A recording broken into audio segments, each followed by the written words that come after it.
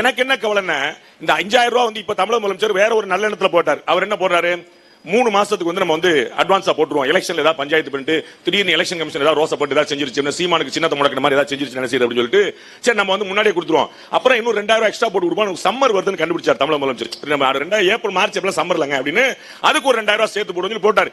நம்ம மக்கள் எப்படிப்பட்டவங்கன்னா வாங்கின அன்னைக்கு ஹாப்பியா இருப்பான்.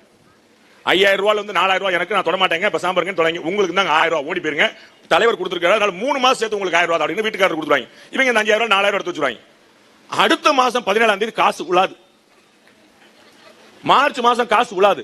ஏன்? அதுக்குதான் சேர்த்து இப்பயே கொடுத்தாச்சு. ஏப்ரல் மாசம் காசு விழாது. நம்மால் 2 மாசம் என்ன தமிழக அமைச்சர் காசே போடலன்னு கேட்பான். உங்களுக்கு புரியுங்களா? பாஸ் உங்களுக்கு அட்வான்ஸா போட்டாச்சு, அது அட்வான்ஸ், ஃபைனல் பேமெண்ட் எங்க அப்படிமா? உங்களுக்கு புரியுங்களா? எனக்கு அந்த பயம் வந்துருச்சு, நம்ம ஆளை பத்தி தெரியாம இருக்கே தமிழக முதலமைச்சருக்கு, அது தனியா இருக்கட்டும், இங்க சொல்லுங்க சார் அப்படின்ட்டு அவனுக்கு மார்ச்ல வரணும். புரியுங்களா? முன்னாடி வந்து ஏப்ரலுக்கு ஏப்ரல்ல வரணும். அது என்ன கணக்கு? நீங்க முன்னாடி கொடுத்தீங்க அது வேற கணக்கு, அது போன வாய், இது என்ன இப்படிமா? உங்களுக்கு புரியுங்களா?